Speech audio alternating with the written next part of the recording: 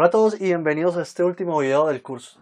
Este video va a ser un poco diferente, ya que aquí vamos a hacer un repaso de todas las herramientas que ustedes estuvieron aprendiendo en los demás videos. Vamos a verlos aplicados a un proyecto un poco más complejo esta vez. Una escultura que yo estuve trabajando para el Game Fest que estuvo en enero de este año. Primero vamos a dar un repaso sobre el panel de Tools y todas las opciones que tenía. Opciones que nosotros vimos en videos pasados. Para comenzar, la opción de Subtools. Les mencioné que para proyectos complejos lo más recomendable era utilizar diferentes objetos en diferentes subtools. De esa manera el trabajo se hacía mucho más sencillo. Como pueden ver, este proyecto tiene 8 subtools. La cabeza, los ojos, el cabello. Todo en una subtool independiente para que me permitiera un flujo de trabajo mucho más estable. También utilicé lo que era el panel de geometría. Para empezar, yo no tenía todas esas subdivisiones. Lo único que tenía era algo como esto, como lo que ven aquí. Solamente comencé a agregar subdivisiones cuando era necesario, cuando necesitaba algo más de detalle para poder crear a mi personaje. No comencé agregándole todas las subdivisiones que podía, porque eso me haría el trabajo mucho más lento y me hubiera causado muchos más problemas.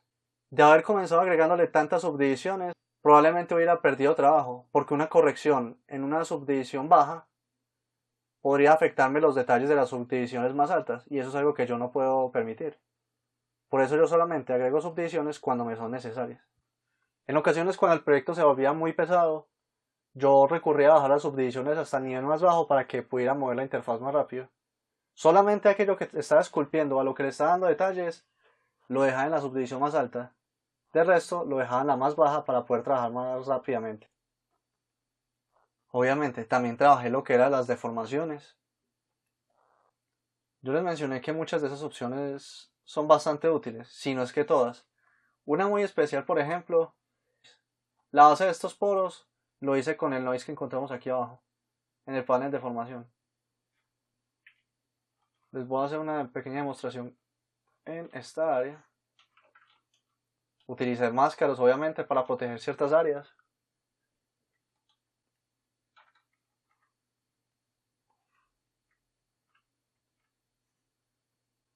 A veces cuando la malla es muy pesada, es un poquito difícil de controlar, pero vamos a ver. Este fue el proceso que yo utilicé. Esta fue la base con la que yo empecé a hacer los poros. Y gracias a las máscaras pude proteger algunas áreas. Por eso la cabeza en sí está muy limpia, mientras que los poros se concentran en el rostro. Como pueden ver, tiene una muy buena textura.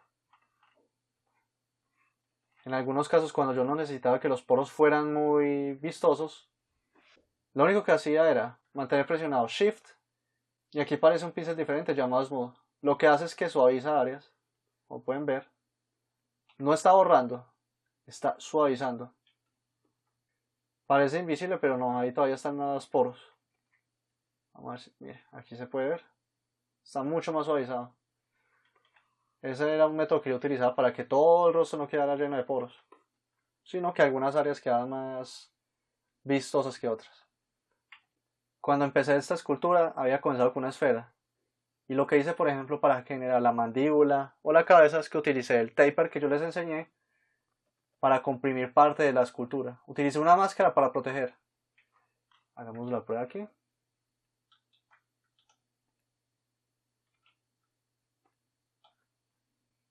Lo colocaba en el eje que yo necesitaba, en este caso el X.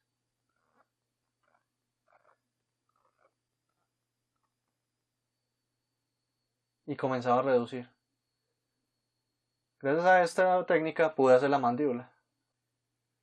Obviamente, con el pincel de Move pude haber generado esta forma. Pero a medida que ustedes van trabajando, ustedes van encontrando formas más ideales para generar algún efecto. También utilicé bastante los pinceles. Ustedes recordarán que yo en el video les enseñé cuáles son los 6 pinceles básicos que ustedes deben conocer. Esos 6 pinceles fueron los que yo utilicé para generar este personaje. Veamos un ejemplo. Estas líneas de las arrugas, yo les mencioné que con DAM estándar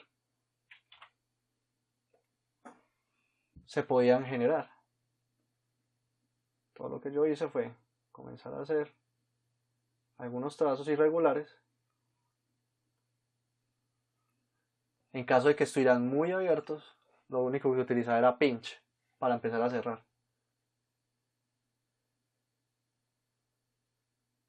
Como pueden ver,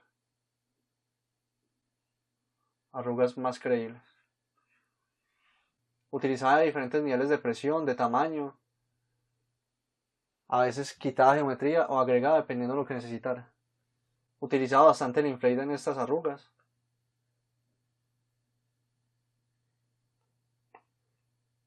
Como pueden ver, da unos toques extra. Lo mismo que utilizaba por acá. A medida que iba trabajando, también utilizaba bastante las máscaras. Ustedes pueden ver que este es un archivo bastante complejo. Muchas veces arreglaba los ojos y sin querer me tiraba las cejas o me tiraba parte de la nariz, de las arrugas. Entonces lo que yo hacía era que creaba una máscara de protección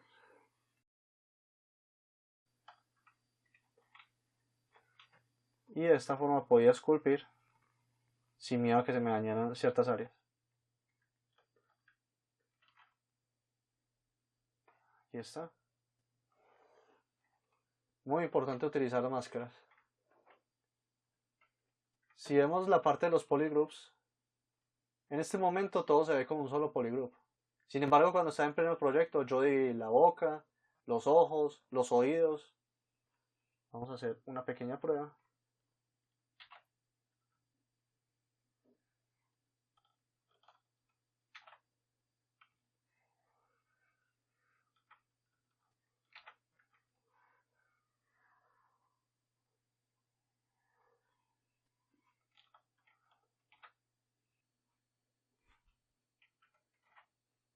De esta manera yo podía pintar un área y ya no se me pegaba tanto el programa. Esta cabeza, a medida que yo le agregaba polígonos, se me volvía muy compleja de trabajar. Entonces, gracias a que yo podía ocultar secciones de la escultura, me era mucho más sencillo pintar y esculpir. Los polígonos me fueron bastante útiles en este caso. Para este video no les voy a mostrar todas las técnicas que utilicé para generar este personaje. Sin embargo, les quería mostrar que utilicé todas las técnicas que ustedes estuvieron aprendiendo a lo largo de estos videos y cómo fueron aplicadas para generar este personaje. Yo espero en verdad que ustedes puedan sacarle bastante utilidad a los videos que vieron a lo largo de este curso. Pueden parecer muy básicos, pero en verdad son las bases para crear cualquier escultura. Espero entonces que sigan practicando, utilicen esas bases para generar sus propios proyectos, continúen aprendiendo y practicando bastante.